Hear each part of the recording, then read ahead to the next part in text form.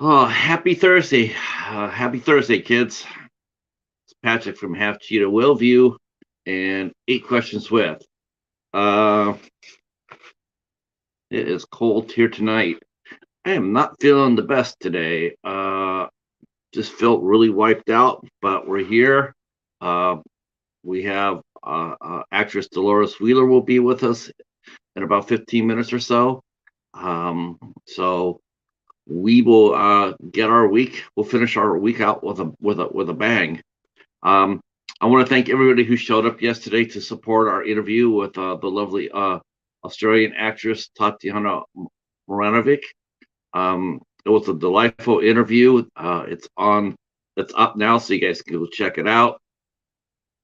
I will be finishing out all her links after this show's over with. Um, but I had a lot of fun with that, and so many new faces popped up. I was so happy. Uh, Uh-oh. What's going on, Casey? Uh, Hi, Kelly. How are you? Should have been here yesterday. You missed it. Our guest yesterday was Australian. I was like, oh my gosh, that would have been the perfect time to come on in. Um, she was delightful, and I think that you will find Dolores equally delightful. Um, we will be talking to her about her career. Good. Have you caught your Bear Monday yet? Oh, you're at work. Okay. It's okay. That's what we have replay for. Thank God for replays. Um, have you caught a Bear Monday yet?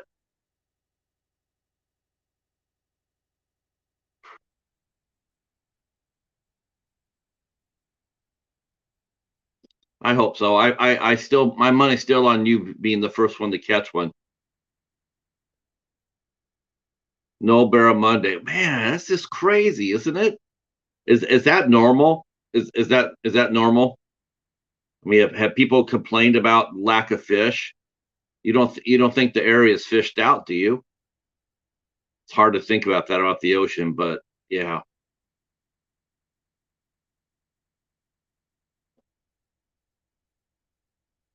Casey, why the different channel? Are you starting another channel?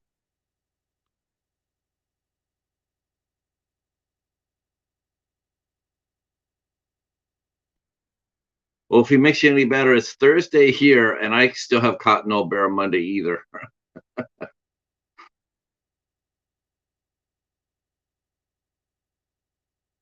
So we will be talking to actress Delores Wheeler. She'll be here shortly. Dolores is going to be oh, right, right. I get that. I get that. Let's see. There's a tropical low out at sea. Yeah. Yeah, I don't think that'll probably be I don't think it'd be a good idea to be out in your boat on during a cyclone. Hi loves. Welcome, welcome, welcome. Always. And I get it, Casey, about the being overwhelmed. Yeah.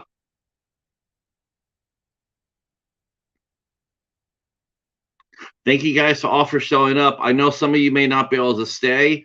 If you can just stay at least 15 minutes, that would be awesome. That would help the view count. And those who can, those who want to share us out, that would be awesome as well.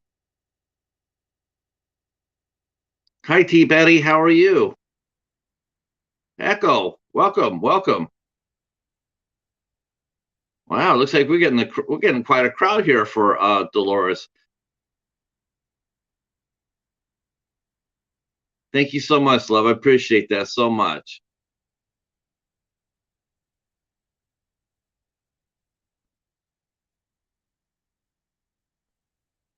So Dolores is her she's going to be a lot of fun to talk with. Uh, she's going to give us a lowdown about working on no budget indie films.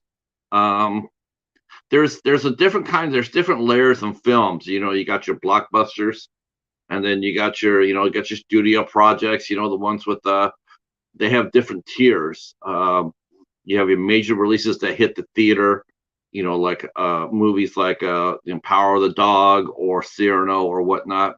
And then you got your next level ones, action adventure. The budget's a little bit lower. Like most Liam Neeson movies or whatnot. And then you have direct to video from the studios. The studios will put out direct to video movies, like most Bruce Willis movies or Scott Adkins. Their movies are designed to be released to the home market. Um, wow. Okay. Now you're not getting flooded out, are you? You're not flooded. You're away from that. I heard about the floods, and then there's independent films that raise anywhere between they can cost anywhere between $10,000 to $100,000 or whatnot. And then you got the films that are underneath that short films, micro budget films are called. I think micro budget, if I'm not mistaken. I mean, I could look for it to look. It's got to be like underneath $20,000. That's got to be considered a micro budget film. Anything between that and underneath $20,000 is micro budget. And yes, there's a market for that too. Um, a lot of it has to do with they're basically short films on steroids. A good short film can cost anywhere between $5,000 to $10,000 too. Um, and I'll more often do. If you watch Amuletto, you will see a lot of great short films, and right there that they're costing more than $5,000 to $10,000. They're costing some money. Well, Dolores will talk to us about that. She's going to talk to us about working on films where you show up, your camera person might not show up, or your makeup person might not show up, and then you have to do double duty as most the talent and crew. Those are no budget movies. Um, you have to double. You have to double your. Sometimes you even have to triple. You do acting. You might do continuity. You might do lines, and then you might help do the craft table. And so it's just it's an adventure. It truly is an adventure. Thank you so much, Loves. I really appreciate that. And I hope it's not flooding in your area, Fluff. So we'll be talking to Dolores about that.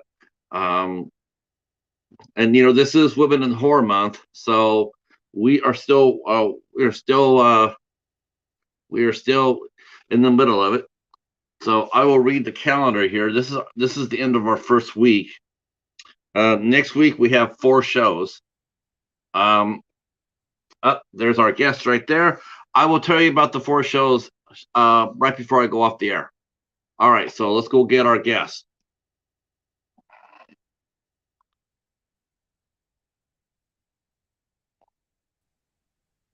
There she is. Hi. Hi, Dolores. How are you? I'm great. How are you? Good, good. You look lovely. Thank you. Welcome to 8 Questions with. And how was your day so far today? We had a beautiful day here. It was in the 70s. Oh my gosh, I'm already jealous. I'm already jealous. I am not feeling the very best today. I don't know what it is or what happened. I'm just cold. I'm really just cold, cold, cold. But we're glad you're here. We were just talking about the indie film world and all the adventures that indie actors and indie crews have to go through. And Love says gorgeous, and Casey says hello. I don't know if you can see the chat where you're at. No, I can't see it. Okay, I will keep up with the chat as well as talking with you. Now, where exactly are you located? Are you based in? Right now, I'm in Oklahoma City. We are the Okay. heartland. The There's the heart. East Coast, the West Coast, and now they call us the heart of the nation. Thank you, Seth. Thank you. Yeah, I plan on doing a couple things after the show. That I'm going back to bed. Oklahoma City. That seems to be a rise in the Midwest. Seems to be rising as far as film locations go. I know it doesn't really get a lot of attention, but there's been some projects made from there. Yes, Minori, the film that won, it was in the Academy Awards, was filmed here. Martin Scorsese was here and did some filming. And we're 13th in the nation as far as film incentive rebates, and we hope to get in the top 10 or number one at least. Um, so that must be a lot of fun to see. If you because I'm sure that there you talk among your community. I'm sure it must be exciting and fun to instead of hearing if you hear anything new coming through to like what are you working on now because there's more jobs and more opportunity. Yes, it brings a lot of jobs to people in the state. We have a lot of politicians that are behind us, and we have a great film commission. So they are hard workers. Yeah, I mentioned this when we did our little pre-show that Michigan had we used to have we had that too. We had film incentives, and we actually got an influx of productions that came in, and including TV series. But when Rick Snyder took over, he was a Republican governor. When he came in, one of the first things he did was he eliminated all that. Yeah. Uh, he just he basically just rolled it all back, and it cost a lot of people a lot of jobs, and it took a lot of it hit our economy pretty hard. There's a lot of productions that were going on, and then they no longer had the tax incentives, so they just pulled their projects out and went somewhere where they could do it for a lot more affordable. So that really sort of hurt us for about a year or so as far as our economy went. Not good. I like the states when they do that though. I think as long as you're not giving away the house, as long as you're not giving away the house, I think it's interesting. I think it's fun. I do think it encourages economic growth and it encourages tourism. If people know that you're making movies in your city, all the time, a lot of people are going to come over because they're going to hope to see a location shoot, and they might see a star. Maybe there's no chance of that, but there's always that chance. There is. Maybe we'll go up there and see Leonardo. Maybe he's having dinner at an Oklahoma City restaurant. You just never know, and it causes excitement. Um, I talked to a director named Tim Connery who is working. He's based in Iowa. And they've been catching up some. They're growing too. Their film productions. Um, but before we get into that a little bit, I want to find out a little bit more about you. So tell us where you were born and raised at. I was actually born in the Fort Worth, Texas area, and I know Oklahoma and Texas have always had a rivalry. Uh, and I have to remind them that when they started recruiting the boys from Texas to Oklahoma, they started winning because they are winning a lot of games now. So that's the truth. And if you look up on the roster, there are a lot of Texas boys that are playing for OU and Oklahoma State now. Yeah, you must be talking about the Red River rivalry. Yes, exactly. Hmm. But it's all good. The Oklahoma people are great people. I see really no difference. So it's a friendly rivalry. Yeah, it's a lot of fun. I follow college football a little bit, and I know that Oklahoma and Texas are both leaving the Big 12 to go to the SEC, and it's going to be very interesting to see how they make the adjustment to that conference. I think Texas will actually. I think they might be able to do a little bit better against Oklahoma once they join. I think that Oklahoma. I think Oklahoma has. Well, it's gonna be. It's gonna be very competitive. Um, and the Red River rivalry is. Yeah, it's legendary. Um, yeah, it's a college football game. Um, so how old were you when how old were you in Texas? How long did you stay in Texas? Have you always been there, or did you live there for a certain amount of years, then moved to Oklahoma, or moved to Oklahoma because of your career? Uh, no, my family has deep roots in Texas. Many of them are still there, and actually the house that I grew up in, which was my grandmother's house, is on the registry because it's that old.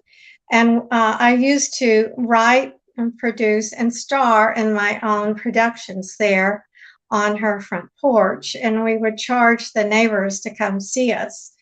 And I would always tease that I made more money back then than when I was working for community theater. We just did it for free because we loved it. So I've always had an interest in it, and my parents have always been supportive. Now, how much did you charge per show? Oh, a quarter maybe. Ah, now was the popcorn $5? Because if that was the We didn't case, serve refreshments. uh, We didn't think of that, but that would have been a great idea. I could okay, have gone to my grandmother's cupboard and brought out a few things, but I might have gotten in trouble for that. yeah, I was gonna say if you would have charged $5 for popcorn, it would have been just like going to the theater today. That would have been a lot. Um, I think that's been I think that's probably I talk to people about going to the theater. It does seem that's to be the number one thing that people don't like is and I have to agree, it's one of them for sure. Is the price of snacks? Wow, it's expensive to go to the theater. That's how they make their money, Yeah, really. they just like woo. So you got your start early then, as an actress. What did you now? Did you when you were in high school? Did you pursue it when you were younger? Did you go? Or did you act in high school? Well, I had many interests. I loved art, and so I was pursuing that for a while. My undergraduate degree is actually in art, and I met a lot of theater people, and they would ask me to help with the backdrops and the painting, and it piqued my interest again more to go in that direction. Now, where did you graduate from? What college did you graduate from? Texas A&M. Oh my! Now, wait a minute. Wait a minute. How does the Aggie become a fan of the Horns and the Sooners? Well, most of my family did graduate from UT, but my one of my uncles graduated from Texas A&M, and I got a scholarship, and it paid for everything, so that helped. Yeah, I would become a fan right there, right there. If they're paying for my education, yeah, I'm a fan.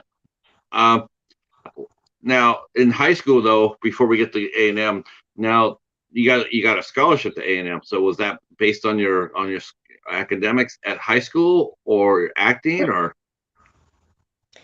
I did have to take some tests, and my father had been in an accident and become disabled, and so a lot of that rested on that we were a needy family, and so they gave me the money. That was very kind of them. But you earned it. But you earned it though, right? Because obviously, because you I got had to pass tests. yeah, you got what did you get your what was your major in? What did you graduate? It was art and education. Okay. And So then I the had some leftover money, and so I thought, well, I'll just keep going to school. And I got in the University of Colorado, and I got interested in psychology. And so I have a graduate degree in psychology also, Oh which yeah. helps in anything and definitely helps in acting when you get into character.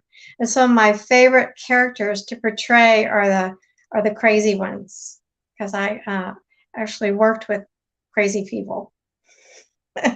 They were Yeah, fun. I mean, yeah, you could tap into the people you worked with to shape your character.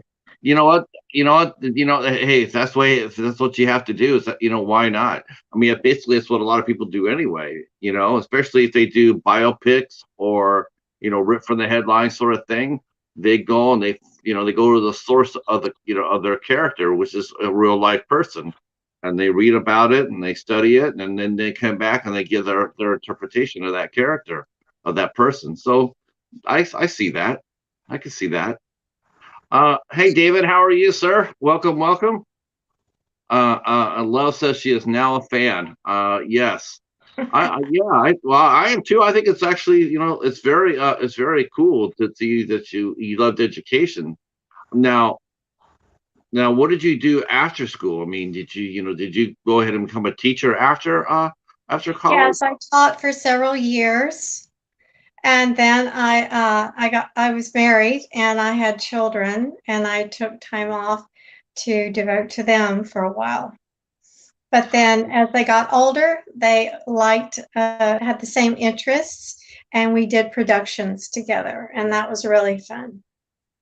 Now, did you now and back in college? I mean, was it were you torn? Did you because you didn't intend to become a teacher when you went to college? You were you thinking about becoming an actress then, or were you thinking about becoming a teacher?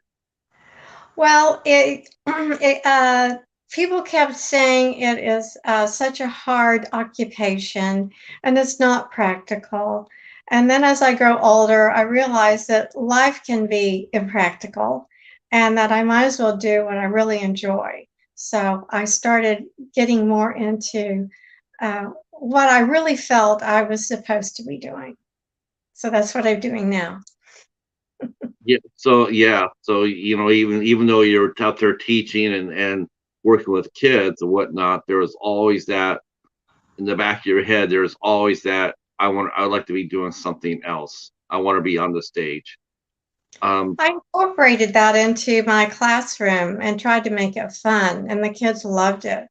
And when we were doing reading or something, any kind of project, I would let them act it out, and we'd get into what it meant and the psychology behind it. So you can take what your curriculum and you can take it all different directions, but I always try to make it fun with the kids. Now, did you do any acting while you were in college? Did you take any acting classes or work in the theater department? Well, eventually I did end up moving to California and I attended the Sanford Meisner Center and I really loved that. And I was at Stella Adler for a while. So now Meisner, that's the method acting Yes. coach. So how did you like studying now? Were you what? This is after you were Colorado, then you went to Meisner. Yeah. Okay, okay, and then were you teaching at the same time, or was this after No, teaching? I wasn't teaching. I learned that you have to, and they didn't teach us this when I was in school.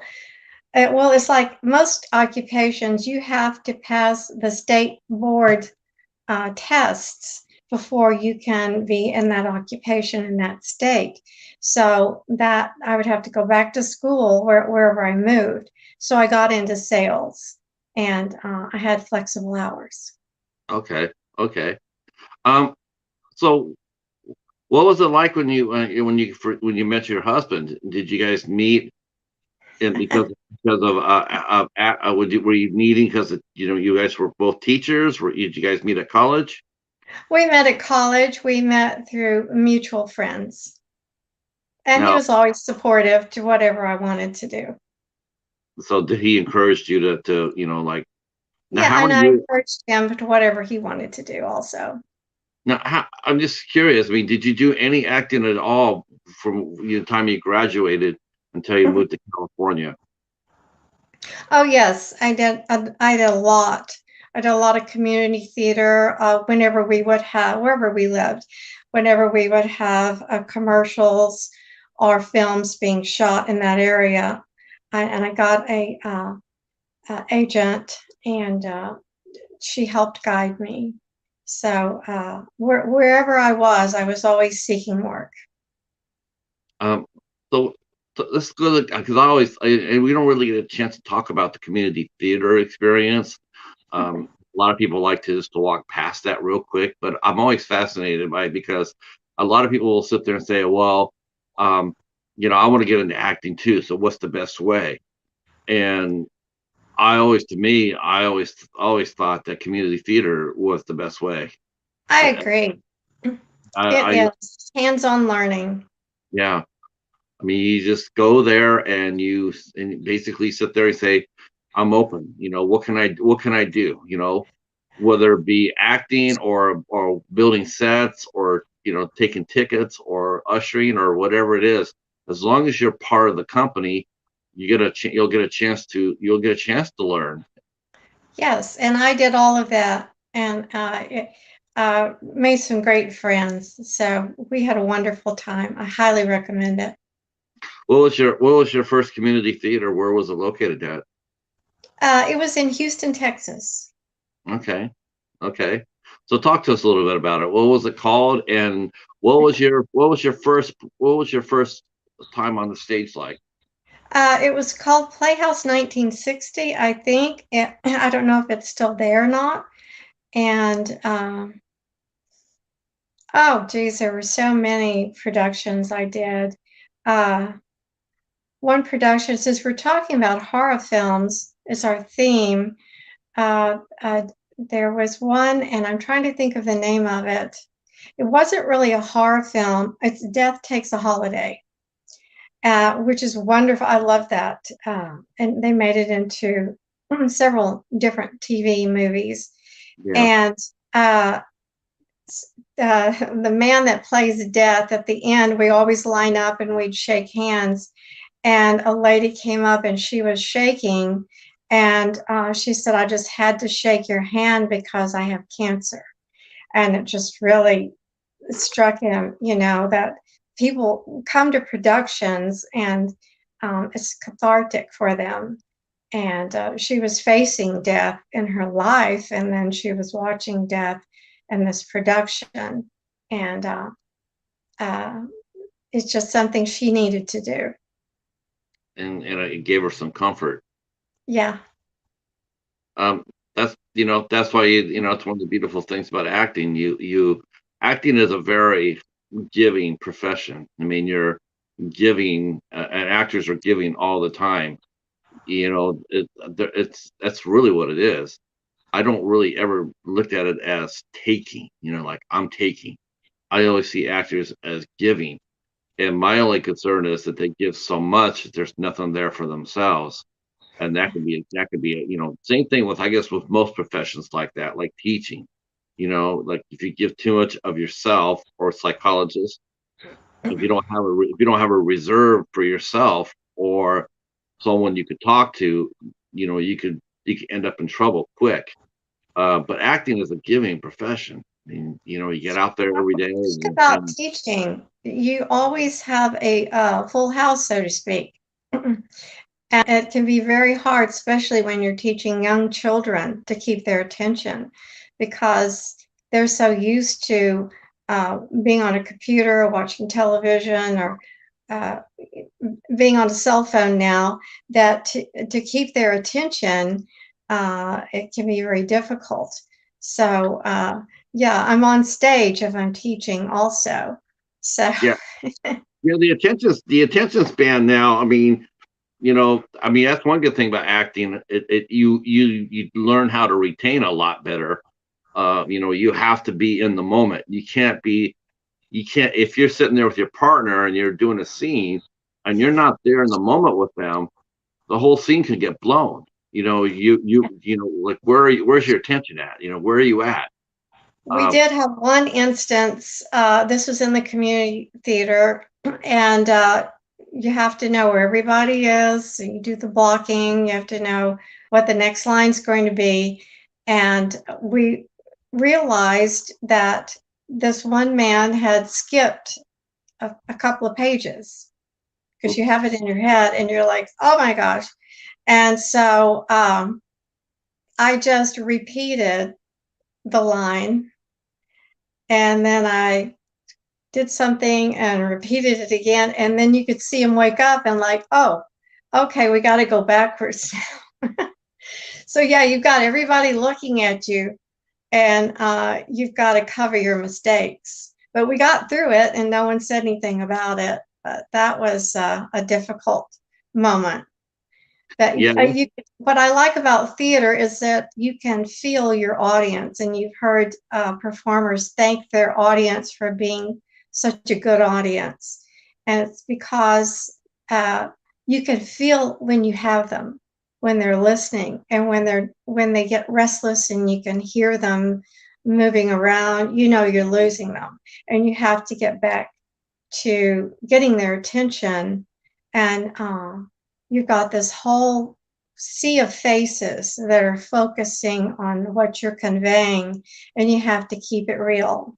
And but that's the beauty of it, is that you're holding this group of people in your hand for a while, and you're conveying a message to them.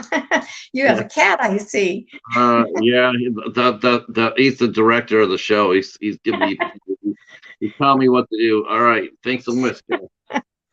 This is my Scorsese right here. All Oh, right. is that his name? No, his name is Paladin. He's the cheetah and half cheetah will view. And lately, I don't know what it has been. I've done almost 100 of these shows, and it's only been in like the last 10 of them that he suddenly has decided that he wants to be part of the action. So like I'll be doing this, and then all of a sudden he'll just jump up, he'll do a couple of passes, and then he'll jump down. But it's all the time now. It's like, okay, He wants attention. he's still in scene. Yeah. Hello. All right, Paladin. He's looking at us. He's a Yeah, ham. for this show, we need a black cat. Uh, For oh, horror. well, but not very many people have cheetahs as a pet. Yeah. All right, go downstairs. He's thinking about making another pass. Don't do that. All right, so yeah, you're right. I mean, theater, that's you're working without a net there. I mean, absolutely without a net. I mean, I can't, and I guess, you probably can hear the audience. I never really thought about that, but I suppose if the room is small enough, the theater is small enough, you can hear people cough, or you can hear people rustle their program, or or check their phones. Good Lord, I hope they never. Has that ever happened where you've been on a stage where someone's phone has gone off? Yes. Oh, that's But just, we're that's just, talking about horror, and it just triggered a memory at a theater in Oklahoma, where most of the filming is done in Guthrie, because it's a city lost in time. It's very quaint, and if we're filming, we're usually filming there. And I had a wonderful opportunity to work at the Pollard Theater, and it actually used to be a theater way back in the day. Uh, all the old actors that it wasn't theater back then. This was like in the 20s and the 30s, and they passed through various towns. And I know some of the great old timers that actually ended up going into film later on had performed on that stage. And so I felt very lucky to get to be on that stage. But it was that for a while it became a funeral home, and then it went back to being stage. So it was rumored it was haunted, and they had all kinds of stories to tell about it. And it said, well, you'll know when they're around when some of the props go missing. And I thought, I don't want to hear that. I got to concentrate on my lines. And this one play I was doing, and I had the first line, and I come out on stage, and I'm making a reference to the Christmas tree, and I turn around, and it's not there. And that's the focus. And when I had to think real fast of what to say, and I said, the Christmas tree that's in the other room. And then I could see the other actors bristling because their back was to me. And of course, the tree was supposed to be to my back, and the lights came on. So I wasn't able to see that when I came on. I could see them bristling, knowing that I had said the wrong line, and turned to see the tree was not there. And that's why I said it. So that was another experience that you have to think quick to cover. And people come just almost every Christmas around to see a territorial Christmas carol at the Pollard Theater. So they know what you're supposed to be saying, but no one said anything. They thought we changed it up a little bit. Did you tell them that you were just improvising? I mean, that was a little bit of improv. No, they knew what happened. Other actors knew what happened when I said the line afterwards, and they said, "Oh my gosh, someone forgot to put the tree out." And then the prop man said, "No, I put the tree out." And then it's all of a sudden it was the ghost that did it. Did you ever find the tree, or was it gone? Oh yeah, we found it. It was in the bag. So. Well, speaking of horror, talk to us about your first encounter with horror, whether it be on stage. I mean, like a true horror production, whether it be on stage or on film. What was and were you always a horror fan? What did you watch when you were growing up? Now I used to have the whole collection of the black and white original horror films with Frankenstein and the Wolfman and all that. And I just loved them, and I would always watch them. We'd always watch them as a family every Halloween. And one of my favorite scenes, all-time favorite horror scenes, was when in The Bride of Frankenstein, Frankenstein meets the blind man, and the blind man takes him into his home. Of course, he can't see him, so he's not scared. And he feeds them, and they laugh, and they have a great time. And he actually, poor Frankenstein, I always felt sorry for him, actually had a friend. But that's an analogy we can use now, is that you can't really judge a book by its cover. And we judge people by how they look. And we should just get to know them first. And he was getting to know Frankenstein, and that he was actually just a lost soul looking for a friend. So that has always been one of my favorite scenes from horror films. Yeah, Frankenstein is totally misunderstood as a horror character.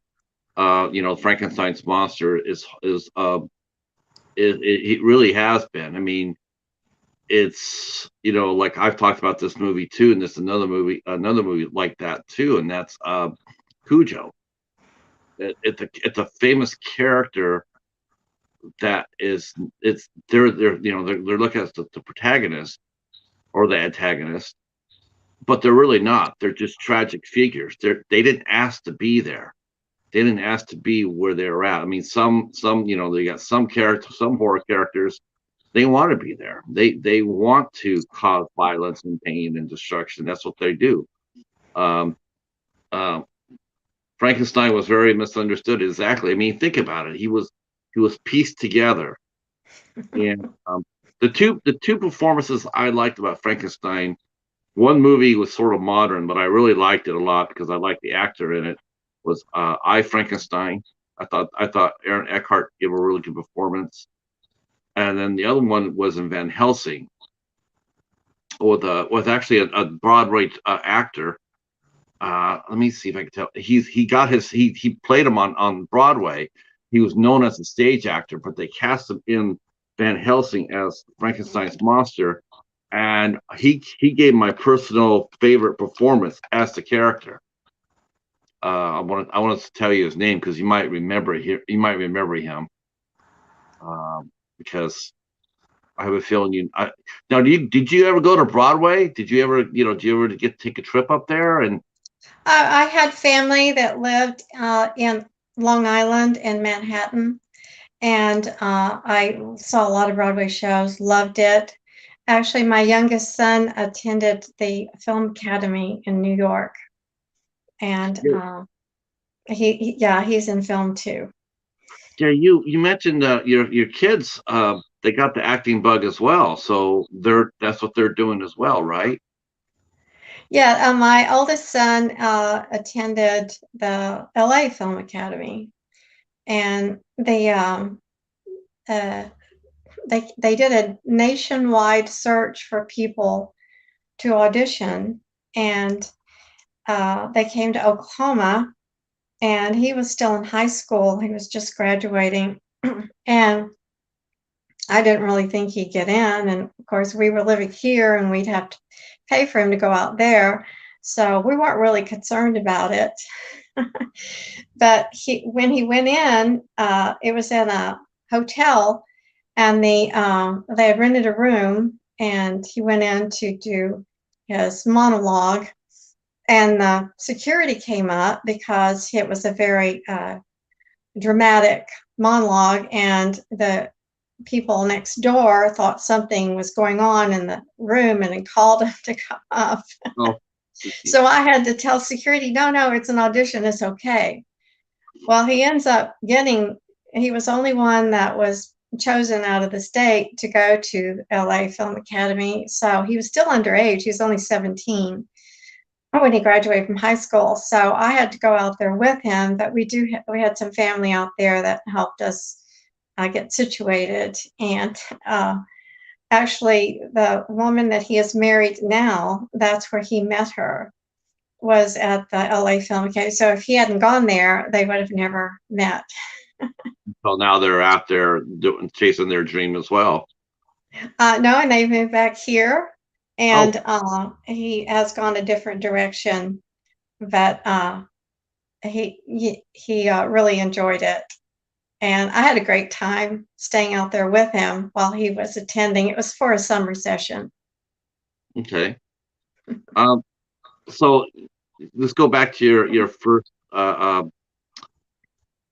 Let's go back. Let's just talk a little bit about your film for a minute. Your because what was the first when did you decide that you wanted to act on film? I mean, you were happy on community theater that allowed you to act while you were still working as a teacher.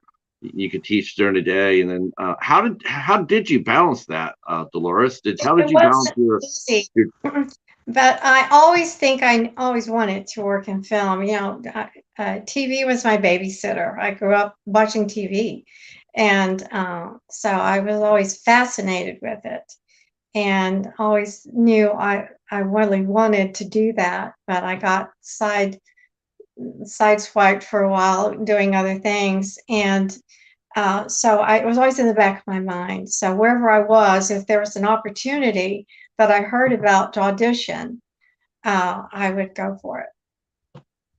Okay.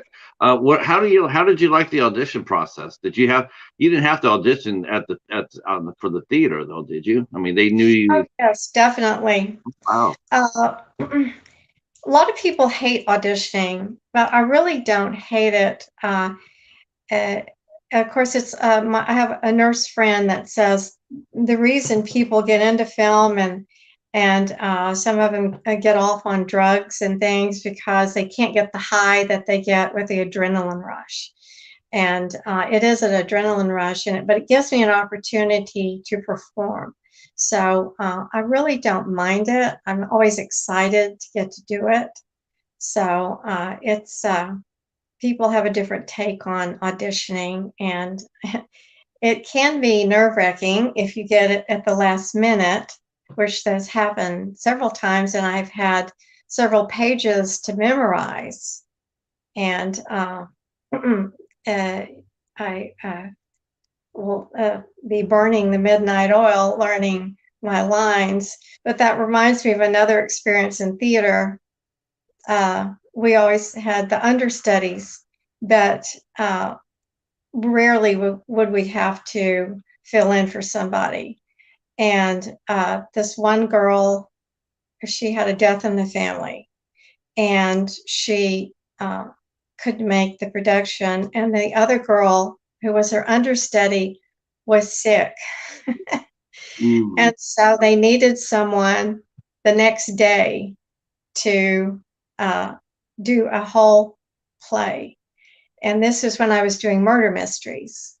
And a girl had told me years ago that she had to do that too, and that she memorized the whole thing. And I thought, well, if she did it, I can do it. Well, it was really difficult, but I did it, and I think that was one of my best performances because it was so fresh on my mind.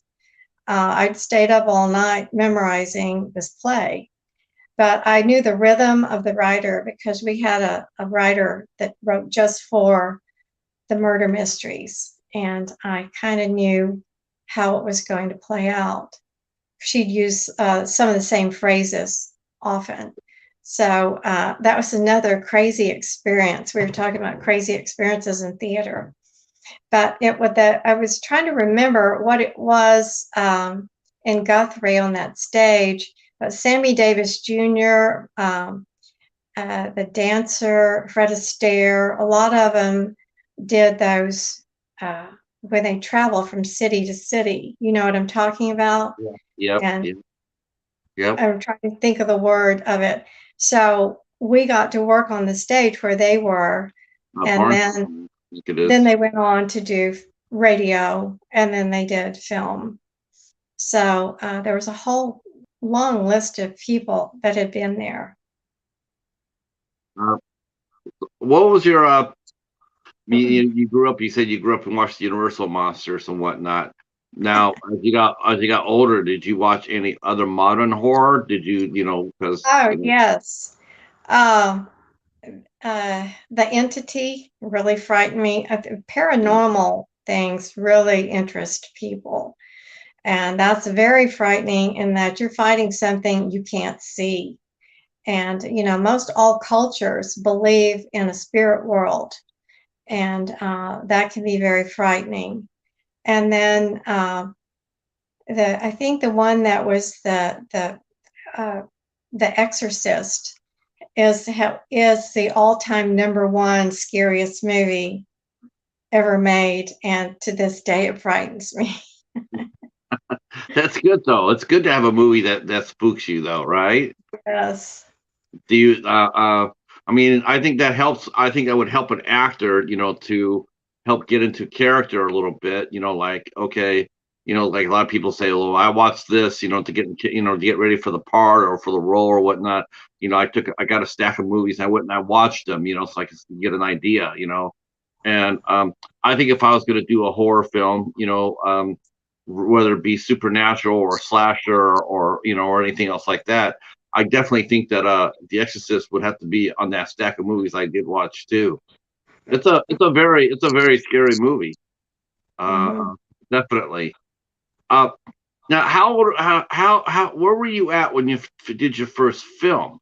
I mean, and My very first film, I believe I was in Texas. And Texas does get a lot of films and has for many years. But I was trying to think of my most favorite film director and filmmaker, and that would be Alfred Hitchcock. He invented a lot of those angles that would set his audience on edge. Uh, yeah, and there you can do a lot with that besides special effects. Of course, our special effects are phenomenal now. But all his films, yeah, like the shower guy scene. falling, right? The guy falling for the detective falling, from the back of the stairs after Norman Bates stabbed him. Yes. He's trying to keep his balance, and that is a weird angle. It is a very scary angle, actually. He comes up the stairs and he comes out and he gets stabbed and he's sitting there and he's trying to keep his balance and then he just can't do it anymore. Yeah, Psycho is another film that many people quit taking showers after that, after watching it, because Yeah. uh, Um.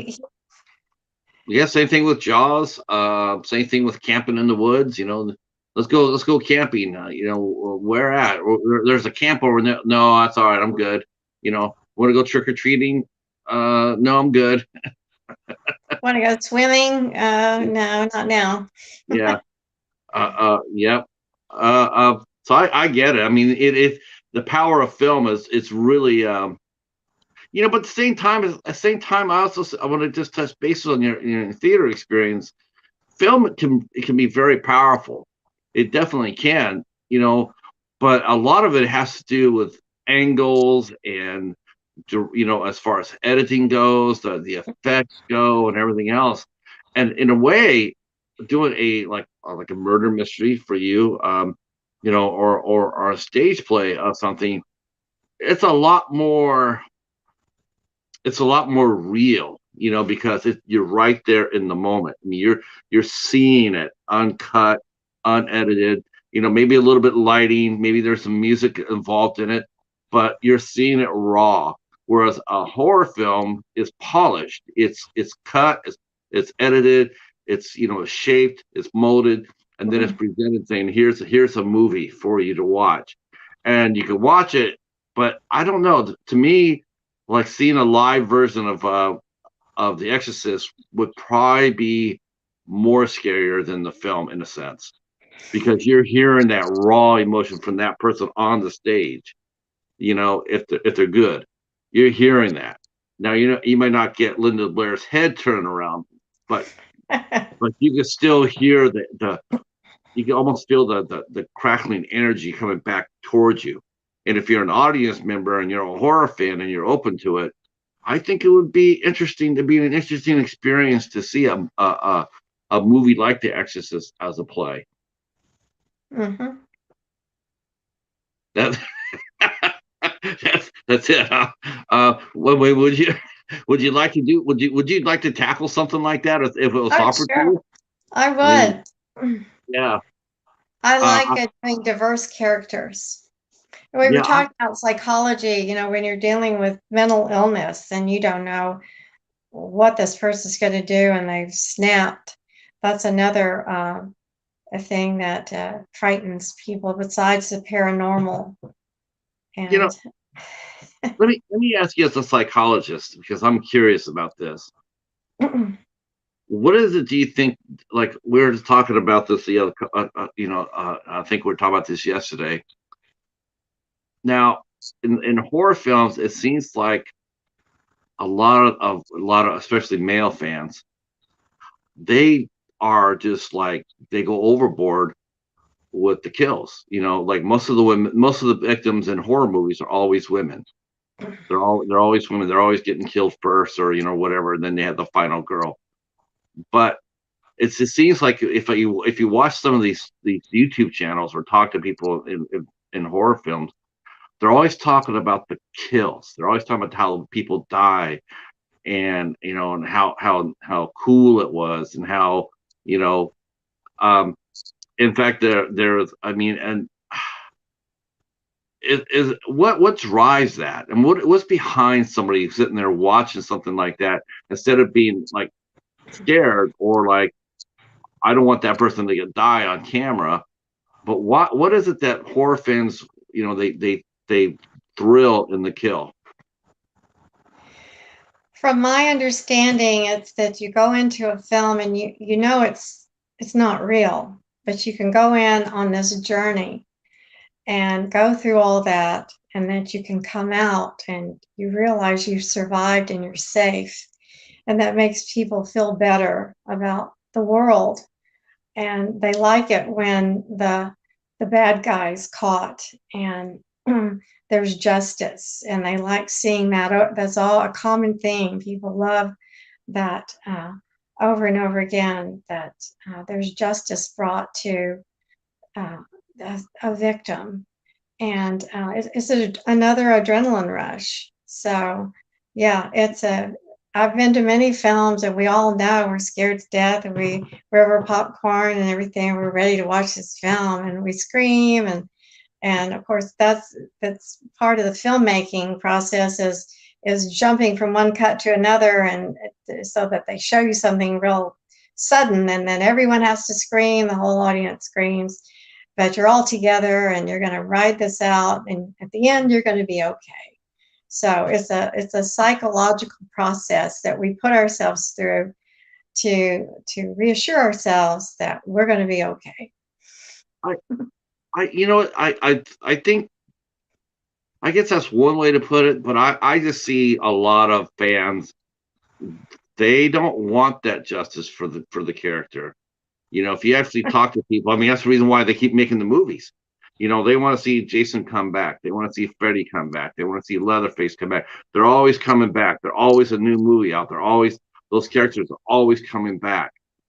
I think if we wanted, I mean, what drives our fascination with the fact that these guys keep coming back for, and yet, you know, because I mean, some movies are, they're standalones, you know, like you see a Charles Manson, he gets caught, he goes to jail, you know, or whatnot. But there's not like, you know, not like 20, there's not 20 installments of it, of the same movie. Well, he never does win, though. He never totally wins. So they like watching the battle. Yeah, okay. I would say that I don't know. I think that him killing 10 people versus his own demise at the end, I think he tends to win most of the movies. But would you consider yourself, would you do a slasher movie if you got offered the part? I mean, is that something that would interest you, or would you rather just as an actress? I really don't like the gore. I've done murder mysteries where, there's gore that, and films, and they don't really interest me, but some people are fascinated with it. So, Yeah, yeah, yeah, I've yeah. done some of those things. In fact, I'm on IMDb. If you type my name in, you'll see all the things I've done. Not all of them are on there, but you can see what I've Yeah, done. I have your page. I have actually have your page open as we talk. Um, you've done a lot of, you've done your fair share of work here. Now, what role has been your favorite so far of all the work that you've done?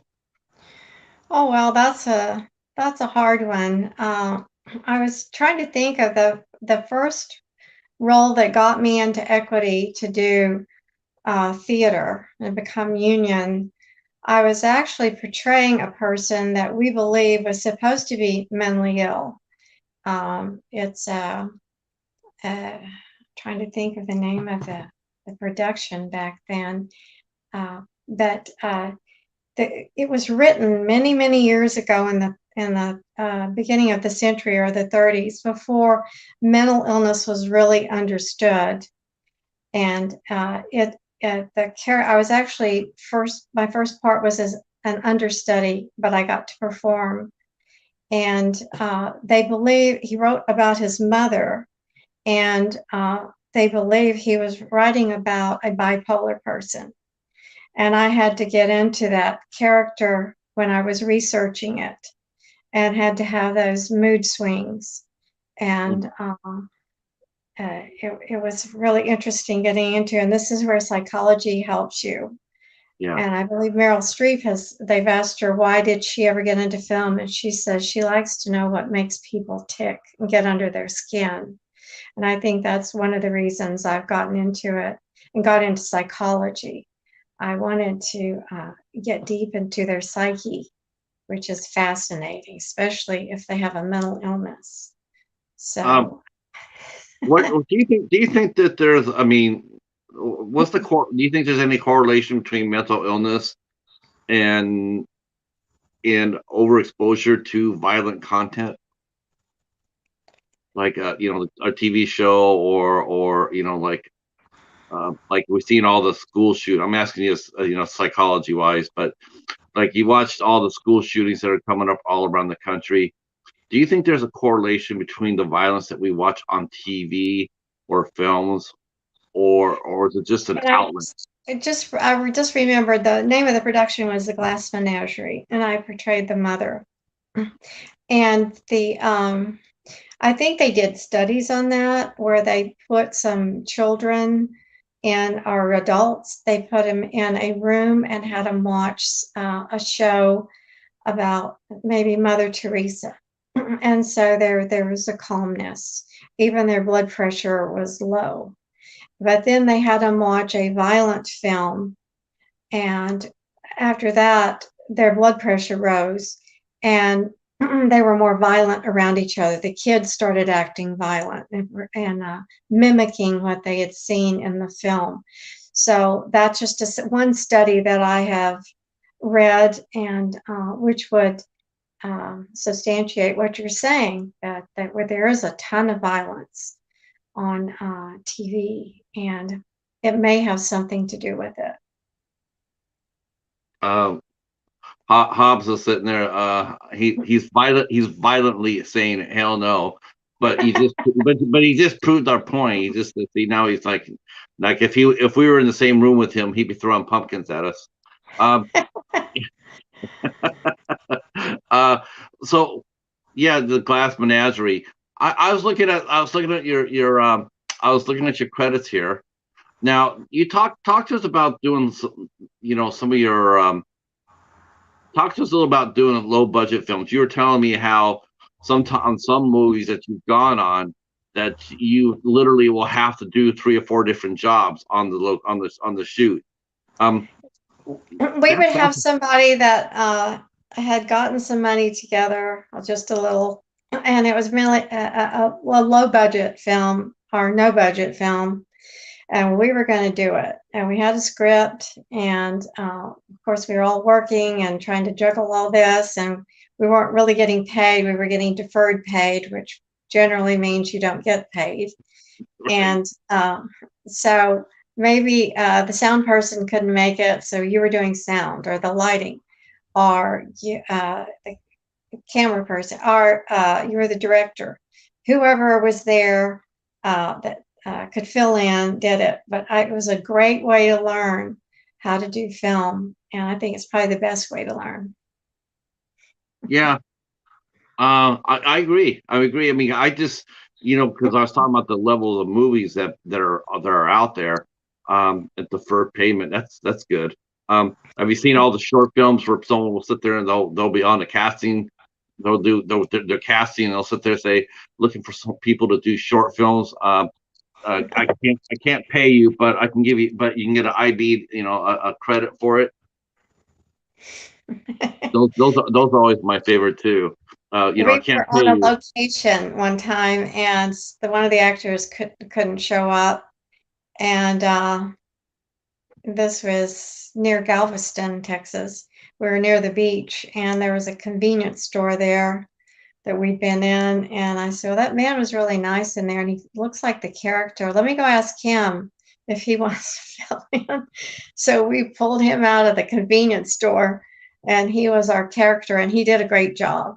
So we did finish the films, and but some of my favorite experiences were doing those films, because you really had to be on your toes to get them finished.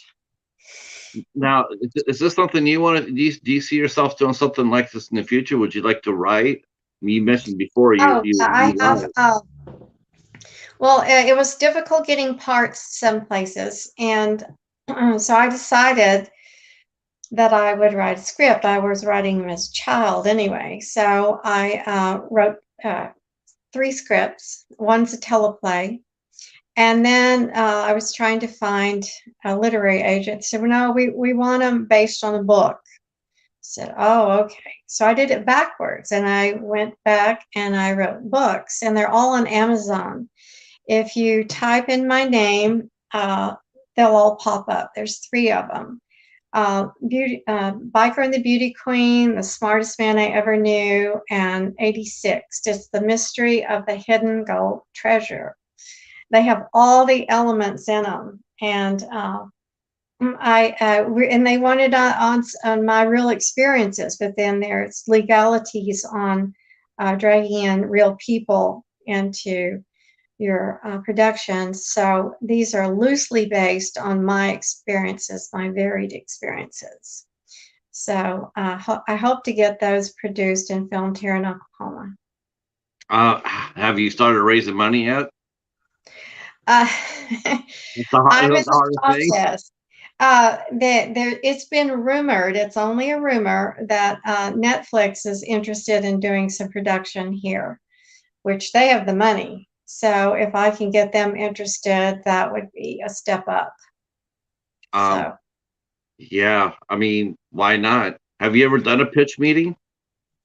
no, I haven't. I haven't. I have a literary agent and I let them handle that. So there's a lot of I would like. legalities to all Would you this. would you like to shadow one just to see how it worked? I mean, if your friends, had did a pitch, would you like to go in there to see how it works? I have seen how they worked. Have I go on YouTube, and there's so many things you can learn through YouTube. And I belong to just about all the social media. I belong to LinkedIn, where I met you. I belong to Stage 32, which is only film people, and I have pitch sessions all the time and talk about it. So I'm familiar with the process, but usually there's money involved in pitching. So you have to be careful if you can have to put up a lot of money right there just to pitch your project. Yeah, that seems to be the hardest part of any project is not casting, not location, not anything else. The hardest part consistently over and over has always been getting the money. It's always the hardest. Yeah, I it's mean, real simple. All you need is money. right. Now, you've worked on several what I would call micro budget films, movies that are like under $20,000 to make. Um, because you were mentioning how crew member that I have to admit, Dolores, that sort of tickled me because it's like, that's one way of getting skills right there. It's like, and you're not the first person that's mentioned it, but it's true though. It's like you could be there, you could have like a 40-person crew, and then all of a sudden you're working, and then the next day your makeup person doesn't show up, or your camera person doesn't show up, or your AD doesn't show up, or your location guy doesn't show up, and then you have to go there and step in and do that person's job. I mean, Yeah, I always brought makeup with me just in case. Uh, you learn to bring extra clothes, makeup, props, whatever you need. I had a very funny experience. I think we talked about it earlier uh, when I first started doing films, and it was supposed to be a horror film. And they asked me to do this part. I was very young, and I didn't even know what it was. I thought it was her name, and they said, "Can you be a dominatrix?" And I said, "I thought, well, I've never heard that name before, but I'm sure I can because they said it's MOS. There's no speaking to it." And my agent had not put me in for this film. She didn't think I fit that. But I did have this one picture in my portfolio because I was doing modeling at that time, and I was all in leather. And someone had let me borrow some nunchucks, and I had them around my neck, and I looked kind of severe. The lighting was severe, and that it was just to show I could do different parts. And so someone gave him that picture, and he just called me and said, I want you to come do this part." I said, "Okay, sure." And he said, "Bring your martial arts stuff, and bring and wear your leather outfit." And I show up, and then I get it, what I'm supposed to be doing. And so it was a very interesting experience. And they said I did a great job, but I really didn't know what I was doing. But they had this man, this big burly truck driver looking man, was was the one I was had come in to see me, and I was didn't want to really hurt him, but he kept saying, "Oh, do it harder, harder," and so I was scared. was he acting or was he actually asking you to hit him harder? Yes, yes, Oh, and okay, so both. anyway, that was my strange experience with a horror film when I didn't have a clue what I was doing, but they said I did great, so Um, I'm glad I did. uh, what is there any? Have you died yet on film? Have you been killed in a Uh, horror film as of yet? I haven't personally died in a film, but I died on stage many times, and I'm not. That could be a joke, because people say they die on stage if they've Right. really flubbed their lines. But I have been in murder mysteries, and sometimes I'd be the victim, and sometimes I'd be the murderer, and that was part of the murder mysteries is for the audience to guess and to see who won. And so it was we got to do different parts. I think a lot of people would be really because you have a sweet countenance about you. I mean, you'd be the perfect serial killer because no one would ever suspect you. It's like, oh, here comes Dolores. Oh, yeah, she's such a sweet person. I mean, she's such a nice person, and they never suspect it. And they have a cup of tea. Oh, thank you so much. And then 20 minutes later, you're stretched out. Um, has that worked for you? Have you been cast against type? Well, that has that. This is why I have pictures of all different poses, different costumes. They're on my website because I had when I went to LA, I said I want to do some different characters. I want to be like a homeless person or something, and he looked at me and said, "Oh, no, no, we can't put you in those parts. Yeah, We're going to put you you in seem these." like the elegant lady of the house. That's The what he said. He said you kind of look classy, and I was thinking I look classy. I had uh, a whole outfit from a thrift store on. So he later on with my new agent, they needed a homeless person, and they let me be one, and I was so excited. And I think a picture of that is on my website because I want to do diverse characters. I don't want to do the same thing over and over again. right. But I will if Uh, they're going to pay. Yeah, I will do the same character. well, now let me ask you a somewhat touching, but I think we're both okay with this. But do you find, and do you find yourself losing parts because of age, or is it because or is that gone by the wayside because there's so many projects out there? It can be a factor in that there are more parts for younger people. I think statistically, more younger people go to films or watch films, and so that can be a factor. But it's not going to stop me. It's I going. think most young more young people go to the theater, but I Mhm. think more older people watch TV. Yeah, probably, and they'll So I watch the mean, films. and because streaming services are now oriented through TV, I think to me it's like there's more roles that would be open to older actors because there's more TV going on.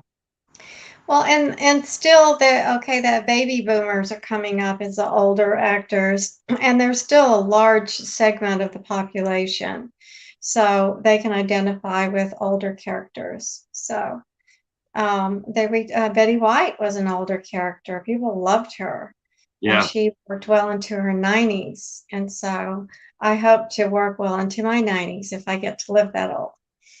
yeah. People tend to see her as just just not doing any acting, just showing and being Betty White. But that's not true. You're right. She worked. I watched a Hallmark movie she did called The Lost Valentine, and she was very good in that. I mean, real good in that. Um, stole the movie actually, and so yeah, I'm with you with that. Um, what's the film community like? I mean, you're in Oklahoma City, right? I mean, no, Yes. you are in Oklahoma. What's the film community like there, Dolores? Is it is there is it does it mingle? Do theater people mingle with film people, or do they stay apart? Or Yes, most everybody knows everyone, but it was really strange. I thought it strange when I lived in LA and I'd be up for a part, and of course I have a certain type, certain brand, so to speak. We'd run into the same people wow, because we were for this certain part we were supposed to have this look, and I actually ran into someone from my hometown there, which was so even in LA, it can be a small world. Yes, yes. I've discovered doing these interviews how small of a world it is. I mean, it's insanely small. It's like I'll be talking to somebody and they go, "Oh yeah, I worked with this person." It's just like, "Oh, I know that person." It's like, and we're talking like we're not talking big names. We're talking like character actors. Actors. Coming up, and yet there's like, "Oh yeah, I know that person too," and it's just so weird. Uh, the Kevin Bacon thing is for real. Um, every sixth person you worked with will have worked with Kevin Bacon somewhere down the line. Um, so what's it like? What's it like in Oklahoma City when you do go out for auditions for the same roles? Let me ask you this question because I always like to ask this one. But if you're out for another role, or if you're up for a role, and another person comes up to you and says, I'm having trouble getting an idea about this character. Can you help me out here? Would you run lines with me? So I can try to grasp it. Are you helping that person out, or are you not? Well, right now everything is on Zoom, and we're having to do our own filming, and we're our own director, sound, lighting, everything from our homes, which makes it a lot easier. But when you're in a room for an audition, you're not really supposed to be talking. You're supposed to be quiet so that there isn't any sound carrying over into the other room. So that usually doesn't happen. So we have to be quiet. But I've had people that we aren't in the audition room that are working with the part have asked me um, my opinion on things. And of course, I'll help them. Sure. Okay. Okay. Um, what are three roles that you want to challenge that you never challenged that they haven't done yet that you want to do? What are three roles that you would like to tackle in general, not specific? Just not the horror films. Yeah, Probably yeah. one that deals with mental illness. Probably more of an action adventure film. I haven't been in a whole lot of those. In fact, my book, The Biker and the Beauty Queen, is more of an action adventure. And The Smartest Man I Ever Knew deals with mental illness and homelessness. And this 86 that I've written, it's a teleplay, and it's going to have a lot of different guest stars come in, and which I think will be a draw to the show. And that way I'll get to work with a lot of different people. And I like doing that. So uh, that would be a different vehicle for me. Now, let's say Netflix decided to buy your 86, and they said, "Yeah, we want to buy we want to buy the options to it. We're going to go ahead and well, let's say they took it and they started reworking it. They looked at the script and says, "Well, we like the idea, but we want to have a script doctor go over it." Is that something that you'd be okay with, or is that something you rather tell them up front that I really don't want it to be tampered with? I've never worked on any script where there weren't changes. What works on paper does not always work on film. And so they'll make changes as they go along, and sometimes we call them happy accidents. Something will happen, there'll be some kind of improv going on, and they keep it and they put it in the film. So I've never worked on one that didn't have some changes going on, so it wouldn't offend me at all. Whatever's going to work on film would be the best idea. Um, if you did sell any of your books, and they did buy them, would you ask to be? Would you put it into the sale that you would have to be cast in the movie That's somewhere? why I wrote them, is to give myself and my son a part, because we were having trouble finding parts to fit us, and that's why I wrote them. But that we'll have to see what would happen with that. Um, now, what's your who would you cast in your lead roles of your films? Oh, of course, I would be in there, and Yeah. then my son would be in there, and I have him doing multiple parts in some of them. So, and he's very diverse. So, Okay. and I could do different parts in them, but if you're the star, then that might be. Of course, they could make me up look different. Right. Right. Um, well, I think you have I mean, why not? You have just as much of a puncher's chance as anybody if your story is well. I mean, it's really important, that that's the story. That's the most important part, isn't it? In doing a film, it's like it's not so much the it's not so much the money spent into it or who's in the movie. It's about the story that's being told. I mean, Yes. Hmm. And that's why I chose to write things that I thought would people would have a lot of interest in. There's bike clubs all over the world, and the biker world people are very fascinated with. And so that's mainly what it concerns. And then 86 is set in a bar restaurant like Cheers or Gunsmoke or any of those that were very long running, because you can have a lot of different characters coming through and have different plots. So that's why I chose that. um, what are your personal five favorite horror films? And I'll let you go after this. But let's go out with a bang. Let's go out with a bang. Let's go out with your five favorite horror films. That If I had scared never me to seen a horror, death. Well, it, I think I mentioned The Bride of Frankenstein. The original Wolfman just scared me. See, I watched these when I was a child. They were on, on Saturday afternoons, or all in black and white. When, uh, so you're not. Are you a fan of modern horror? I mean, or do you oh just go yeah, back and to? then The Entity was very scary. Of course, The Exorcist. Many of those were very scary, and The Shining was terribly scary.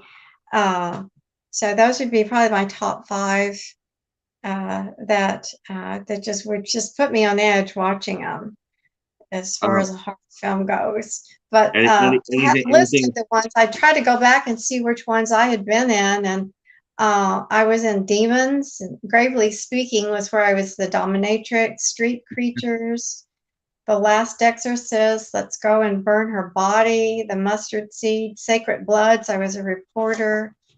Uh, I didn't realize I'd done so many different horror films. So, Now, I uh, mean, now have you been made up yet? Let me ask you that. Have you done any movies where you've been done horror film makeup, like play a uh, zombie? no, I haven't got to, and I would really like to do that. That's another thing on my list to do. And I think they filmed most of those in Georgia. And Georgia, I have read, made $9 billion last year on their films. Yeah. So I think they're number one in the nation right now. But that'd be really cool to get to do that.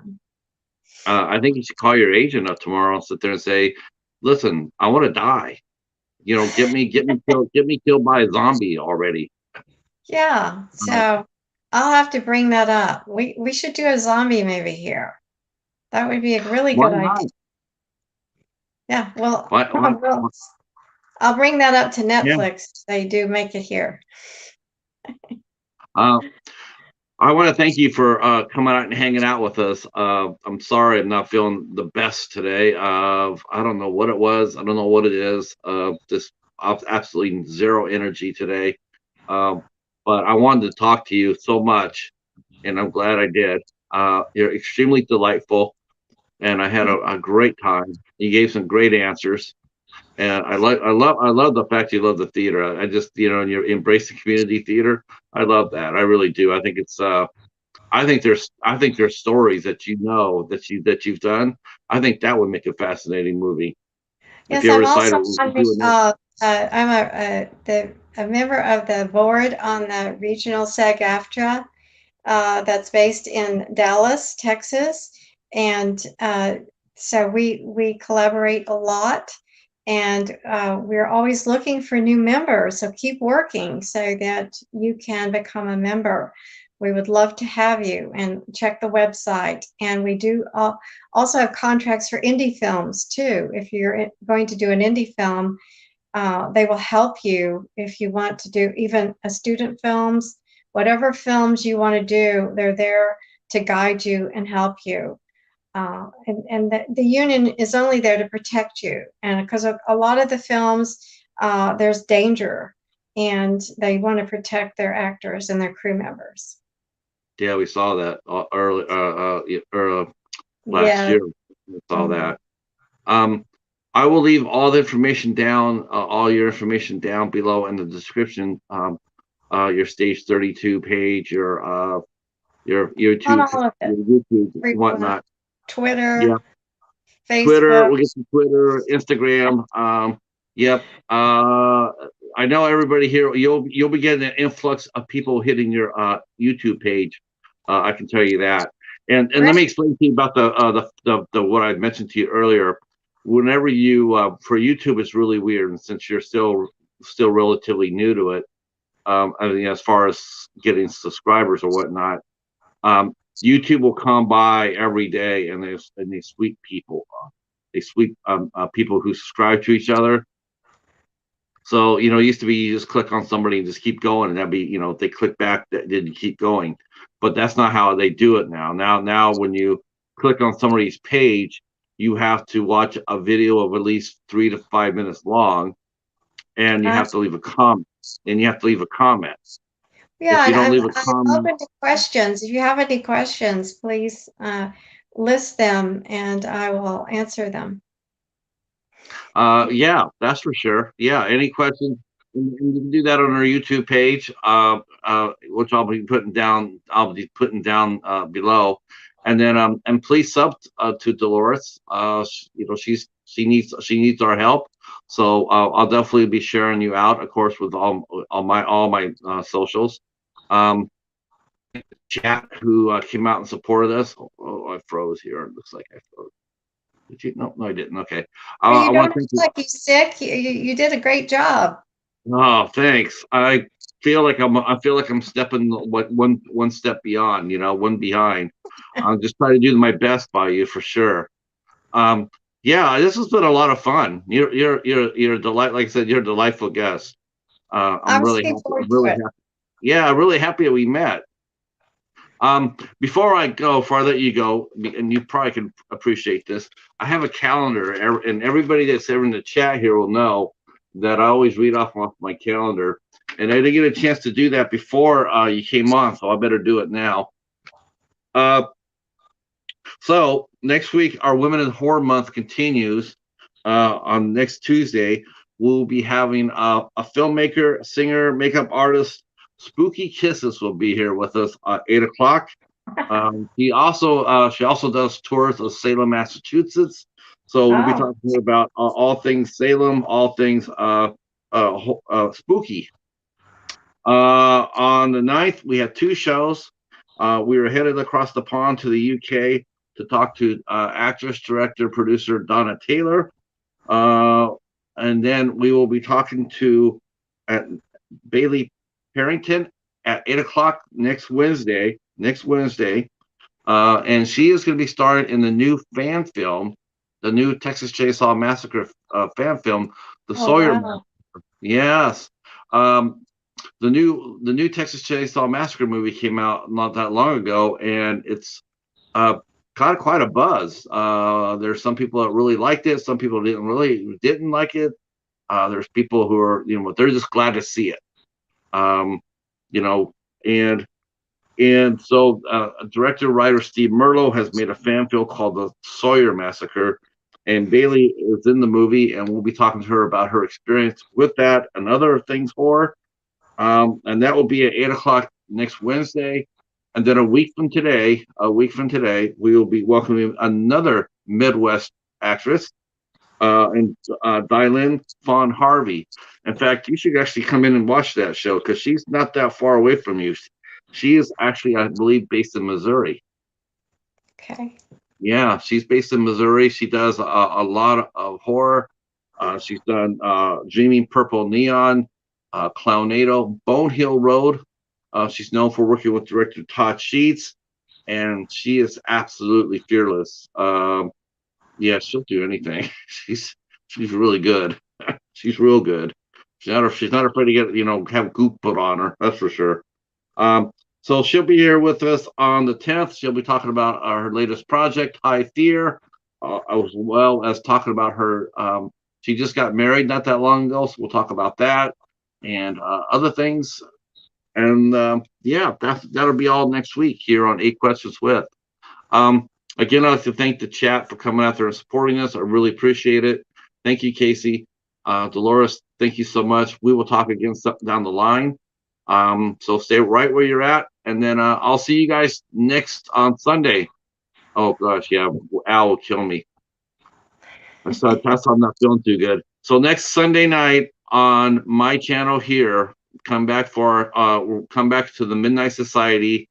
We'll be talking about Friday the 13th part 2.